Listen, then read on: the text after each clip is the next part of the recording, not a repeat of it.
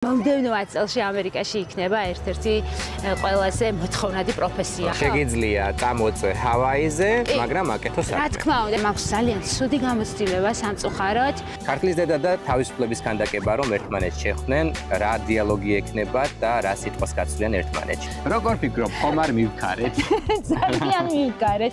პირველ რიგში რატომ დალოცოს ღმერთმა ამერიკა? ეს ქვეყანა ისეთი არ უყვარს მეოცნებები, არარეალისტები. ისებები, რის გარეშეც ადამიანი ემიგრაციაში ვერ გაძლებს. ამერიკაში ცხოვრების დროს ყველაზე მეტად დამაყდა სტუმარი, სახლში უცბად მოსული სტუმარი. სკოლები ამერიკაში უსაფრთხოა? ამერიკის მოქალაქე რო გახდი, ეს განცდა მოგვიყევი. ძალიან დაბალია ჩაცმის კულტურა და ადამიანები პიჟამოებით დადიან. შენ ცხოვრებაში მიზნები მართლდება თუ ოცნებები ხდება? ჯანმრთელობის დაზღვევაზე მინდა გითხო. დევიზია რომ ყველა უნდა იყოს ცოცხალი. შენთვის მორთმეული ყვავილები პირდაპირ ნაგავში აღმოჩენილა?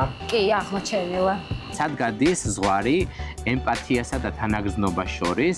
ცხოვრებაში მიღებულ ტრამვებს მარტივად უშვებს თუ დიდხანს რჩება შენში. სხვათა შორის შური ეს ჩვეულებრივი მომენტი არის. ეს ძონძიო რო ვიტყვი. კი, ნამდვილად, ჩვენთვისაც ეგენი არიან აბსოლუტურად ძონძები.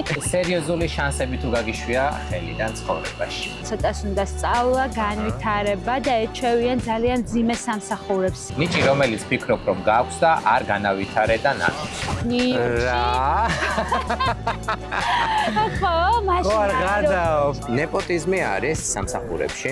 მე ამას დავარქმევდი კარგ რეკომენდაციებს. ქართველებმა რისი ფასი არ ვიცი.